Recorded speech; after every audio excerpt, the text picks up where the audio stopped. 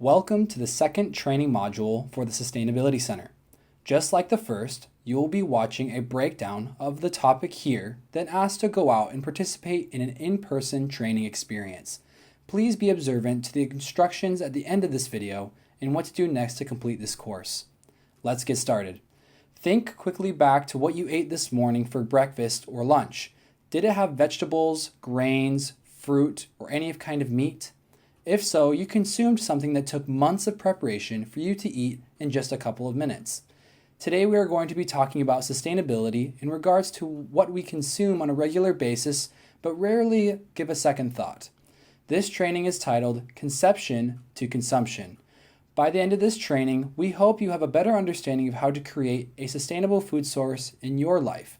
Though we will be focusing specifically on our chickens here at the center, these principles can be applied with any kind of food. To give you an idea of how one can take this concept of conception to consumption and make it their own, we have two examples. One of a former student that worked here at the center and another of our very own chicken team. While you are observing these examples, be thinking, how can I replicate this in my home state or country? How could I make this my own? The first example is a student named Devin Hampton.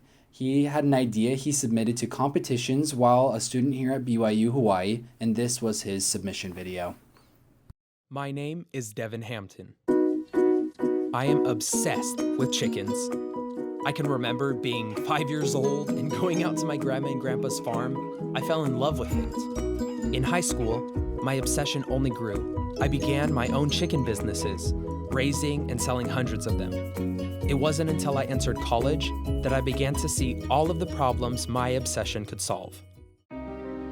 Each year, 1/3 of all the food the world produces is lost or wasted. That is about $1 trillion every year. Not only does this mean an economic loss, it means that all of the natural resources are also wasted. 28% of the world's agricultural land grows crops that are wasted. That equals the total land area of China, Mongolia, and Kazakhstan. The water wasted in growing those crops equals the amount that could cover all the world's household water needs. What we have done at Symbiotic Solutions is found a more sustainable and cost-effective way to feed the animals that we depend on. In 3 steps, we take waste and turn it into food. Step 1. Families take bio-waste like apple cores and rotted meat and feed them to their black soldier fly larvae. Step 2. When the larvae are ready, the family feeds them to their chickens. Step 3. Families can either eat those eggs themselves or sell them at a price much cheaper than they would find at the store. People are always looking for a way to help those in need, but their help never lasts. If you give a man an egg, you feed him for a day. But if you teach a man how to raise chickens, you can feed him, his family, and his community for a lifetime. People don't need handouts, they need a hand to pull them up. Symbiotic Solutions is about turning limitless waste into something useful.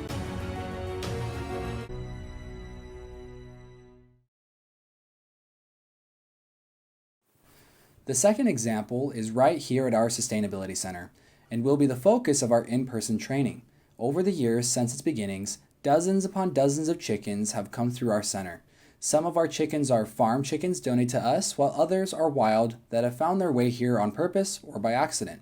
With over 70 chickens, the amount of food required to maintain such a group is great.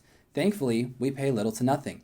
The success of our sustainable process begins with the relationships we have established with our students, the campus cafeteria, and the PCC restaurants.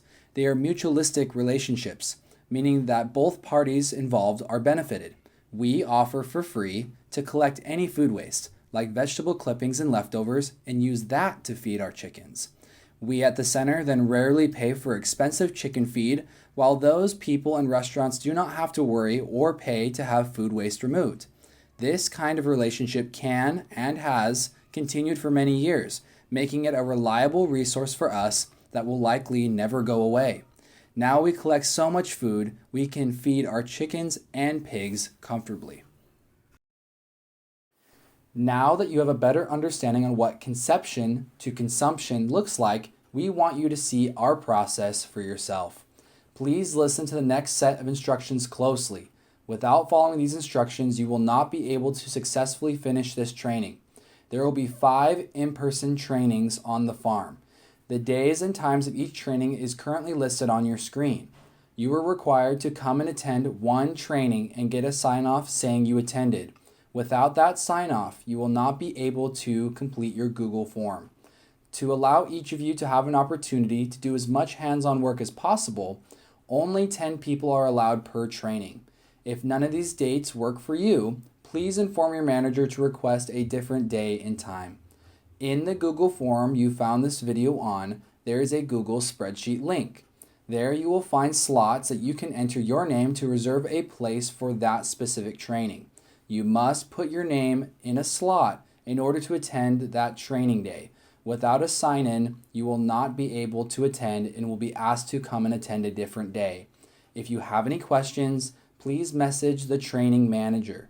If you do not know who the training organizer is, ask your team manager. Thank you for watching this video.